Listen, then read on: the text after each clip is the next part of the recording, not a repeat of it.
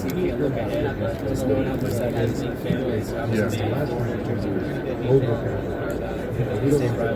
Yeah, as far as our out-of-conference games, I mean that's the biggest one. Obviously, it means a lot for recruiting in our state, and we recruit against them quite a bit. I think it's a big game for our conference too. We're pretty familiar with them, played them a couple of years, but now we got to go to their place, so that's one we're looking forward to. Last year, a lot of those games they got right into the score being so close. Going into the round season, then also how can you guys get to some of those games into W's? Yeah, well, bottom line is, when you lose close games, that starts with the head coach. I didn't get it done. That was something that I'm very unfamiliar with, but we'll do a better job this year. We got some playmakers on defense that we brought in. I think that's definitely going to help. But that's going to be the key. I mean, this conference, top to bottom, is as deep as any.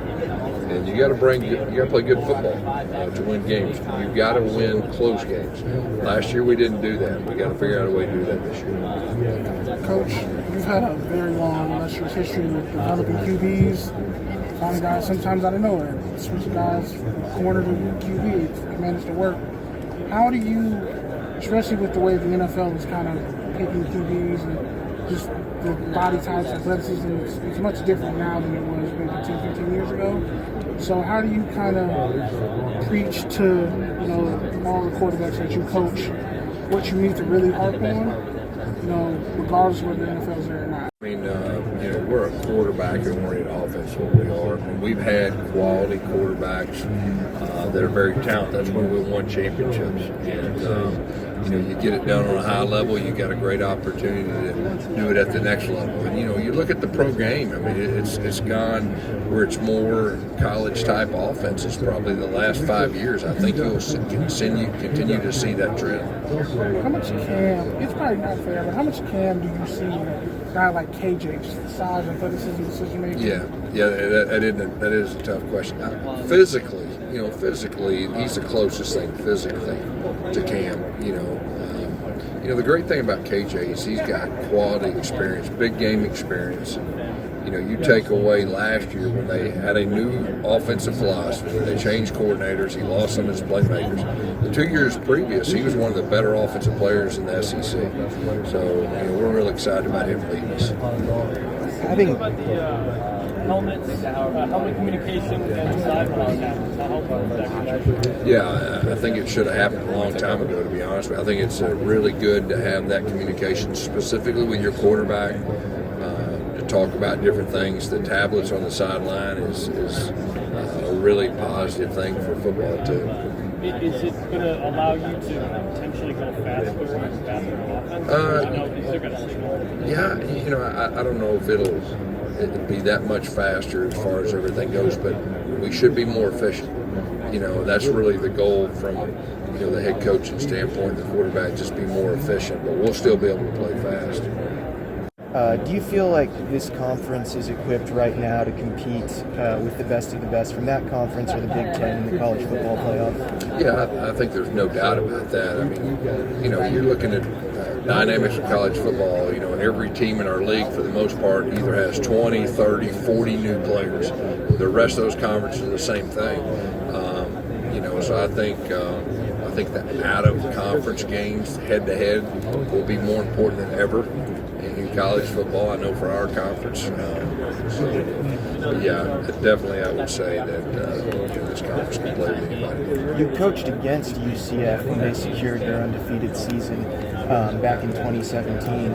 Nowadays, with the 12-team playoff, there would be no doubt they would have been in the playoff. They would have had a chance to prove themselves. Do you think that's good for college football? No, it should have happened a long time ago too. You're talking about late in the seasons in the past. They talk about 6-8 teams. The rest of them they don't talk about. Now it'll be 30-plus teams that will have a realistic chance. Towards the end. I think it's better for college football. You're talking about our conference. The conference winners going, the conference runner-ups probably going, and in some years it may be 3. So I think it's great for this conference too. Coach, you guys came into the conference last year. Talk about the running games in this conference. Was it a shock to you that so many of the teams had such good running backs and such good productive running games given this conference's reputation outside of the league? Yeah, there's no doubt about that. I mean, there's some great rushing teams. You just said it. There's some of the best running backs in the country, if not the best in this conference. So, yeah, it was a learning experience. There's no doubt. We didn't stop the run last year. That's the reason we didn't get it done. Really, that was our Achilles heel. We brought in some playmakers to address that. I feel like we'll do a better job in that area. We're a run play action team. I think we're top 10 in the last 2 years of run the football. We got to continue to do that. We throw it deep, we play fast, but it starts being able to rush the football. Coach, I've seen you address the opportunity that's there in the state of Florida with the talent that's available recruiting-wise, and you addressed a question about the level of recruiting with some of the competition in the state, but I'm curious how you plan to kind of attack the state of Florida and maybe even further beyond that into the Big 12 territory that's expanded now, because you have kind of an advantage being the lone team in that area. Yeah, there's no doubt. It's a great place to recruit. We're right in the middle of the state. You just said it. I mean, we recruit against Miami, we recruit against Florida State. They have a lot of money. You got to have money to compete. There's no doubt about it. We're chipping away. We're getting closer. And if we can get to that point where, close to being equal, it's going to be a lot of fun. We recruit Atlanta, down to South Georgia. A lot of good players there. It's a primo spot. As far as the Big 12 nationally recruiting, we have individual relationships, we will, but there's enough good players right in that area. What do you think about UCF's offense being ranked 21st by EA Sports? Yeah, I don't know who decides all that with EA Sports. We were top 10 last year, almost top 10 the year before. So whoever did it, I call bullcrap on that, right? And my man Rhett Lashley, he texted me and he sent the deal that they were ahead of us. That kind of got me going too. So EA Sports needs to do their homework a little bit better. They're in your backyard, right? They're in Orlando. Yeah, that's what I'm thinking. Yeah, they should know better than anybody. Yeah, Kyle, he's old school. I love watching his teams. They hit you in the mouth. Kind of tradition, you got to stop the run and got to run the ball. That's what he does. He's one of the best in the business. We play him late in the year. Our place, I'm glad we're playing at home. There's no doubt about that. But got a lot of respect for him and hoping that game will be some importance. There's a lot of different areas. With Ollie Gordon, what stands out about him defending him? And obviously, y'all had some success last year. What do you think y'all did well that maybe separated you from some other teams that struggled to contain him? We played really good on defense that game. We got up on them early. I think that helped. Too, they threw it probably a little bit more. We played our best game, but he's an outstanding player. We've watched film on him a whole lot. Not a lot of people got slowed him down, so he's a handful. Do you think, you talked about, as a team maybe struggling to stop some other running backs. Do you feel like your group gained some confidence from that performance there? We played good that night, there's no doubt. But, overall, statistically, we didn't do a very good job at all stopping the run. That's always a big key for me as a head coach. So hopefully we'll do a better job of that next year. On that note, I mean, this conference is so deep in terms of the talent you face at running back, and there are so many like Ollie Gordon and DJ Giddens, but where do you feel like your running backs fit? Because there are a lot of folks that do feel like UCF's backfield fits at the top. Yeah, RJ Harvey had a great year last year. You got to keep in mind he played quarterback at Virginia 3 years ago, so he still was learning to play the position. Even last year, I've been real blessed to coach some really, really good running backs. He's in that conversation. The sky's the limit for the guy if he stays healthy. He can be not just one of the best, if not the best running back. He can be one of the better offensive players. So, really looking forward to watching him do his thing. A lot of our coaches have really strong connections in Atlanta. I've recruited Atlanta most of my career, and so we just made an emphasis. We're going to try to get the top players out of Atlanta, and now we've started to get some momentum, and a lot of them are playing really good. When that happens, it's easier to recruit the next guy. So we're just really more than anything, it's a point of emphasis. I'm just curious, when you think back to your 2 years at Tulsa, what stands out to you now? I know that's been a minute. Yeah, and we were one of the first teams in college football to play fast. We had some great skill guys, some really good quarterbacks. We won a lot of games. That was a great time, and that was early in my college, career. It was a lot of fun. How just for you earlier on in your career, how important was those 2 years just to help you kind of? Yeah, it really helped me establish myself as a college coach. At that point, there was a lot of criticism, high school offense, high school Harry, all that stuff. But I think we were #1 offense in the country 2 years in a row and broke a lot of records. And, so that really helped my career get on the fast track in college football. Do you have a game or a moment that stands? I know it's like I said, it's been a minute. Anything that stands out? I mean, Brendan Marion, OC here at UNLV, was such a great player. Charles Clay was an unbelievable player. There's others too. I was talking to the BYU group. I mean, we won in a shootout. 2008, I think. And, playing UCF, we had a couple knockdown dragouts with them too. So a lot of great memories. Appreciate your time. We'll still have our same core offense. There's a couple things that KJ is more comfortable with than others. I'm not going to incriminate us right now, but you will see some differences, and we'll play to his strengths. He's got a lot of them, but we'll definitely play to his strengths. We played around with some things in the spring, and what he's been successful with some in the past too. You mentioned that shootout with BYU. I just want to get your thoughts on having both BYU, Utah in the conference. They play in Orlando this upcoming season. Yeah, well, what I like best is both of them are coming to Orlando. How about that? But, Kalani, he's one of my favorites. BYU, they're a real program. They're a physical brand of football, too. And Utah, too. We're glad to be hosting both of them. I was also talking with Neil Brown earlier, and he mentioned that being out on the East Coast, you're at a little bit of a disadvantage with travel. What's your thoughts on traveling so far? There's a big disadvantage with travel. I mean, we're out here in Vegas. It took us 5 hours to get 6 hours to get here. Last year we had more air travel miles than any team in college football. Okay, now you expect that being the new kid on the block. This year our schedule is a lot more friendly to that.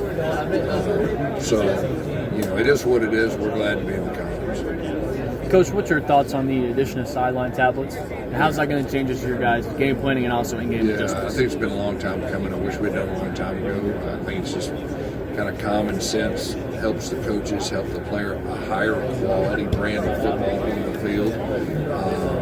I think all of them.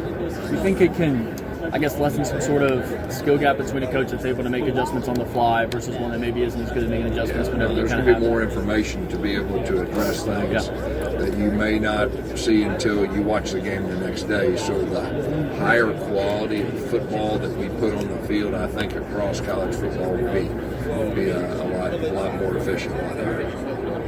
I think it's good for college football. That's another thing that we should have done a long time ago too. There'll be more programs engaged on the national scene late in the season instead of 5 or 6 like it has been. The top 2 in our conference, great chance that they're going, probably 3 at times. So I think it's great for our conference. Obviously for us, it's a good start too. The other coaches, Coach Dillingham earlier, but what are some of the things, from afar, obviously you've been basically coaching people, but just to see him grow as a coach, what have you seen from Coach Dillingham? Yeah, he was with Mike Norvell, which is one of our guys way back then, so I got a chance to meet him when I'd go visit Memphis practices and things like that. I knew that I wanted to call plays, but I wanted somebody that was in my world schematically, and that's what he did for Mike. So it was a natural fit for us at the time. He did a great job helping me, assisting me. He did a great job with Bo Nix, for a true freshman. And, we beat Oregon and we beat Alabama that year. And so it didn't surprise me at all that he's the head coach at Arizona State. I think he'll be real successful in his career. And he was asked yesterday if he was surprised, that maybe with Bo's growth, because obviously whatever, whether it was legacy tough at Auburn for him, but he goes to Oregon with Coach Lanning, Coach Dillingham comes back there recruiting. Your thoughts are just Bo's growth and obviously ending up with the Rockets. Yeah, the great thing is Bo's had a lot of different experiences. I mean, I don't know if he may have started more games than any other quarterback has, you know what I mean? So his experience, he's a true leader. He is a tough guy, mentally and physically. He's got everything it takes, you know, skill-wise, and so I really expect him to be ultra successful. Yeah, as you get older, I mean, you appreciate things even bigger, and you see the bigger picture a whole lot more than when you're younger. No, I'm real proud of not just him, but really all the guys. And then from a recruiting standpoint, now obviously when conferences switch and expand, when you look at the recruiting group, I mean, like you said, you're in Florida, so at times it's really probably hard to want to get out of Florida, so you have, but you know, being able to have that reach, you know, into Texas, into obviously the West Coast. With this expansion, what do you feel that does for you recruiting and just the conference? Yeah, I mean, it'll definitely help, but you know, like I said, there's enough good players right there in Florida and Georgia.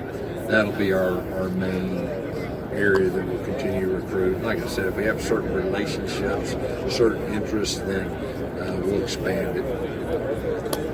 Gus, with the conference expanding out West Coast, adding teams like Arizona, Colorado, ASU, how do you think that trip, when they have to come out to Orlando, can affect and maybe give you guys an advantage with that humidity and everything? Yeah. Those are teams that just, I never experienced it. Yeah, there's no doubt. Orlando has a different kind of heat. There's no doubt about that. Even coming from Auburn, it took me a while to adjust, even personally. So, you know, it can definitely be an advantage for us. Our stadium, we have a young crowd. It's a little different vibe than most places. They're right on top of you, so we're really hoping that'll be an advantage, no doubt about it. You obviously have an SEC background, and the way the Big 12 is shifting is a much more physical league as opposed to the air and out as it has been in previous seasons. How do you think that SEC experience can help you prepare your football team for what the Big 12 is right now? There's no doubt about that. You know, when you get to the end and you're one of the top teams, you got to be able to run the football and you got to be able to stop the run. And you know, this conference really did a great job of running the football last year. We did a poor job of stopping the run. I really expect us to do better. But you know, you see college football, the landscape changing. There's more parity, and I think you'll continue to see that. This conference, I believe, will be able to play with anybody. Yeah. Are you looking forward to that early season conference matchup? Yeah, Sonny does a great job, first of all, and it's our first conference game. They played the national championship 2 years ago. Sonny's a great coach with a great staff. That's going to be a good one. There's no doubt about that. I mean, we're looking forward to it, but we know it's going to take a really good effort to be able to come out there with a victory. What drew you to John Pace? Just playing against him the last couple of years as a playmaker. We needed playmakers, you know, on our defense. You know, we weren't great on defense last year, and he's a playmaker. He's very versatile. You know, he can play nickel, he can play linebacker, he can rush the passer.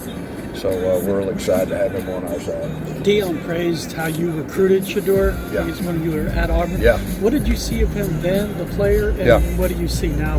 I think he was going to be a sophomore, and always take at a camp, take top two quarterbacks kind of by myself and some receivers. So you could tell right then, I mean, he had a chance to be really, really good.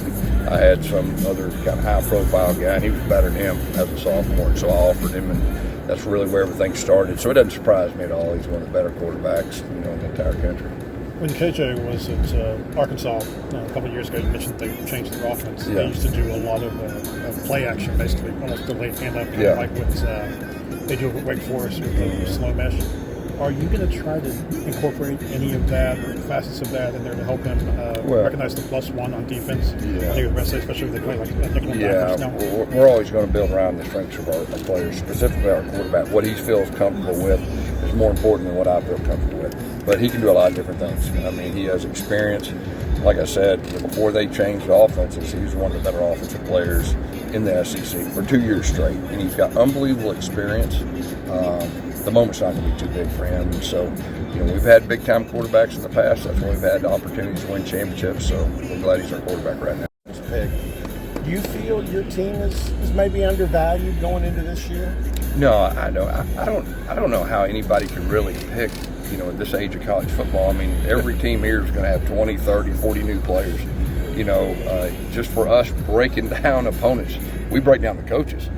We don't break down the players at this point because, you don't know exactly what you're going to get. But, no, we got to earn it on the field. We didn't get done last year. Bottom line, this year we're going to have a chance. One you did get done. How important was the win over Oklahoma State last year? It was a big one. We played our best game that night. The weather was probably in our favor too, but it just shows we can play with the best. And like I said, we added to our roster with some key additions that I think is going to help. So I'm looking forward to this year.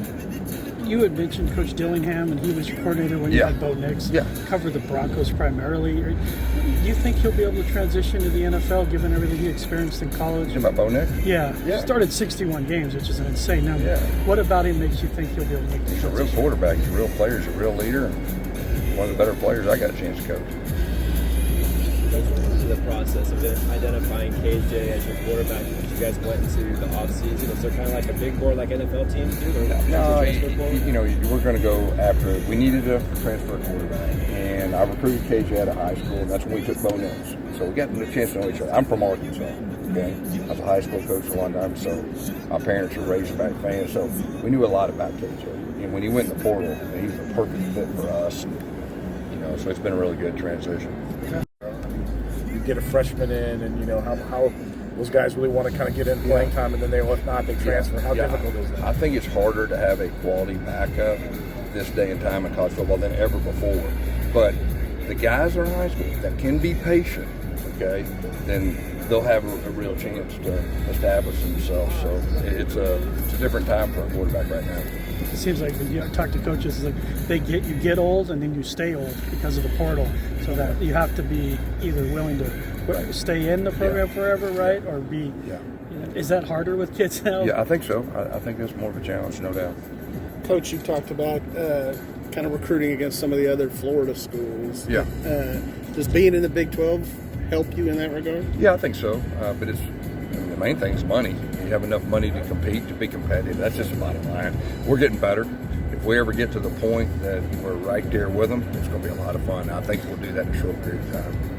You guys talk about your team goals with the expanded playoffs. Is that mentioned at all, or are you guys just focused on the Big 12? This is kind of coach thing. We're focused on one game at a time, but obviously a goal of ours is to win the league. Win the league, probably even the first two, possibly three, you have a chance in the top 12, and that's been a long time coming. It should have happened a long time ago. There you go. Going back to recruiting Shador, did you have to do an in-home visit with Coach Brian? No. He was young.